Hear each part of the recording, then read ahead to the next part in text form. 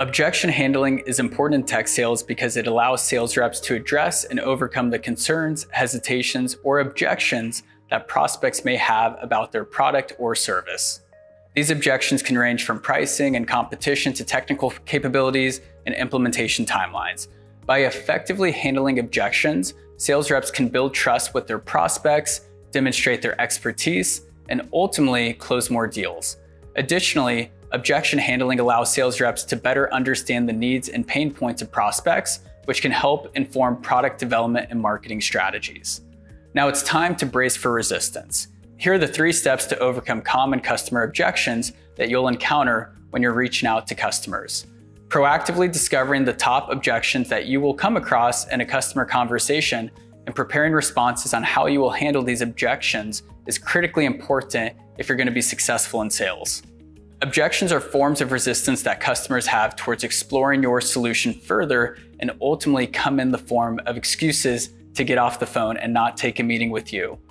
It's not common to come across customers who immediately tell you, "Wow, Jay, I was waiting for your call, and this is exactly what I needed." Doesn't happen a lot. What is common is for customers to say things like, "I already have a solution in place," or "We're all set," or "Just send me info and I'll get back to you." Or maybe you're too expensive. When making cold calls, you need to be able to push past the resistance and handle multiple objections, even up to 3 objections, to try to set the meeting. Step number 1 when handling an objection is to take time to fully understand the objection and what's behind it.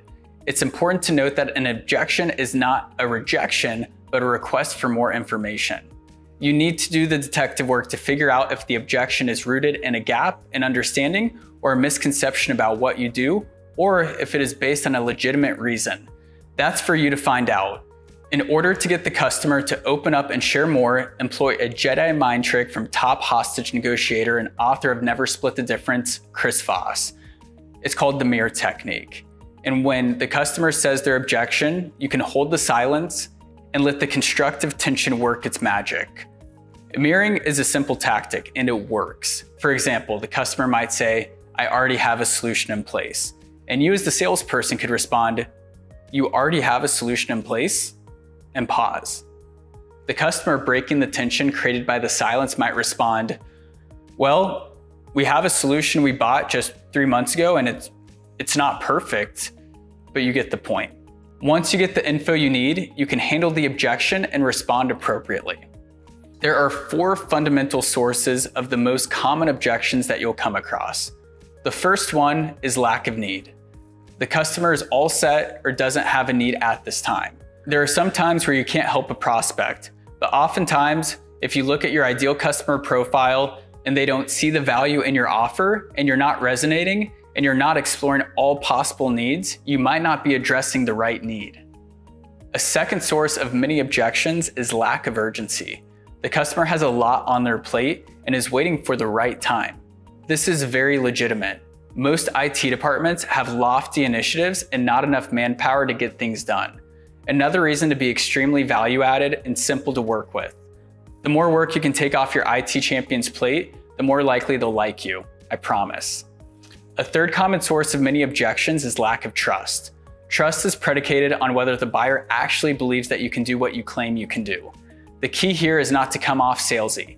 Listen more than you talk and build that trust. A fourth source of many common objections is lack of money. This is actually the most common type of objection. The customer claims to not have the funds to afford your solution. The key is to figure out whether it's true or not. In some cases, it is, which is good to know so you can disqualify and move on. Other times, you can get creative and show how the cost savings of your solution will actually save the money. My field rep was running a deal where the customer consistently stated they didn't have any money until the next year budget, which was 9 months away. But they needed new data center infrastructure because their core applications were dealing with major latency, about 4 hours a day on their CAD application to be specific. Because my field rep had built trust with the IT manager and was trying to help him align with what the CFO would need to approve the initiative, the IT manager helped my field rep put together a TCO or ROI, total cost of ownership and return on investment, to present to the CFO. We figured out that they had 4 engineers that made $80,000 annually who are working inside that application daily.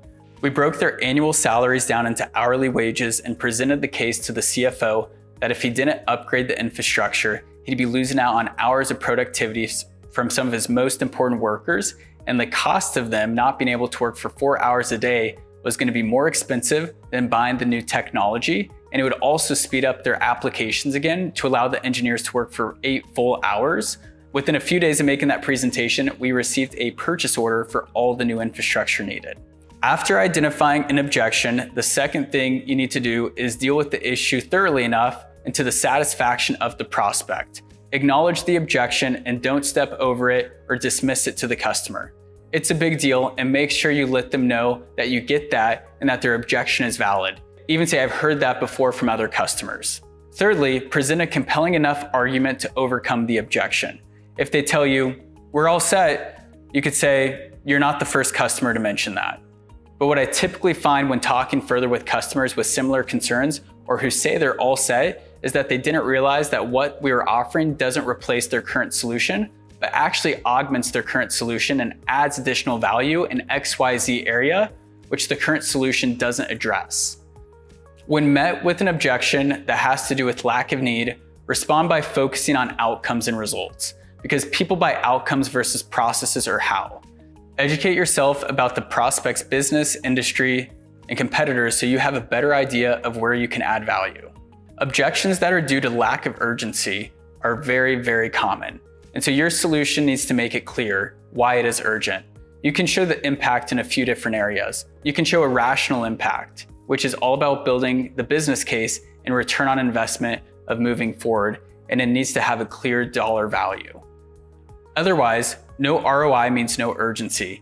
You also need to show the emotional impact. The emotional impact on people is just as important as numbers because people buy emotionally. Focus on the things the buyer wants to change and their pains and rewards they are after. An example of emotional impact could be brand continuity. For example, some of the largest medical systems in the United States partner with us to help prevent their patient data from being breached in a ransomware attack. If they were to lose this data, it would drastically affect their reputation as a leader in the medical space. A lot of times during these calls, I ask around the business impact if data was to be breached. We ask around their job responsibilities and if this would ultimately fall on them if a ransomware attack was to happen. The emotional impact of losing trust with the public or losing your job can be factors that propel a person to make moves and upgrade their technology stack to put them in a future state and help them see the benefit of moving forward rather than staying with the status quo. For any objections due to lack of trust, you can build trust by researching the company and their industry and showing that you are very knowledgeable about their domains, which will give you confidence and them confidence in you and your company. I know a guy who's now the CEO of one of Dell's largest technology resellers, and he was so trusted as an account executive, he was invited to sit in on board meetings for one of his largest clients. Imagine that, being that trusted of an advisor to your customers. This isn't easy, but it shows you what is possible when you curate the right characteristics of a modern salesman. Adding immense value takes legwork. Smile and have a positive attitude. Ask genuine questions about their business and advocate for your solution by sharing stories of similar customers that focus on outcomes and results, which will bring quite a bit of credibility to you. And finally, for any objections due to lack of money, know this is very common and you can overcome it by listening fully and confirming if money is the issue. Price objections can mask non-money issues below the surface. Try and uncover the real objection by asking if money were no object, what would be your ideal solution? If you can work towards a common vision, it will be easier to work out budget issues down the road. Don't go down the rabbit hole of talking about the details of cost structure because the customer will then focus more on complaining about the price than about the value you are bringing. If you can lead with value and vision, money can follow.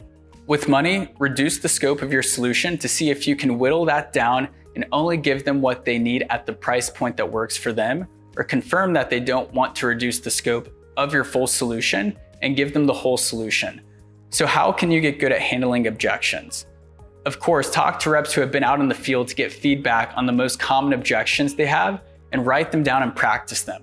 Having a list of objections on your company and on each product specifically will significantly prepare you to crush it when you get into a closing role.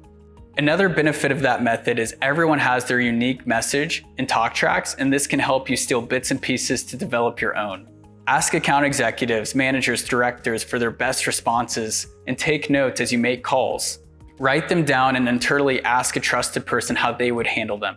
Practice your responses and consider doing so through a role play where you act out a hypothetical situation with a peer. As always, get feedback on how you came across so you can improve. When I started in sales, I had 8 to 10 business development managers whose calendars were solely dedicated to my mock calls, hot seats, verbals, and many other development exercises. You need to find people within your organization to sync up with, even if you don't have dedicated managers who do this, and create your own development plan with your colleagues. And you'd be surprised how many people are willing to help.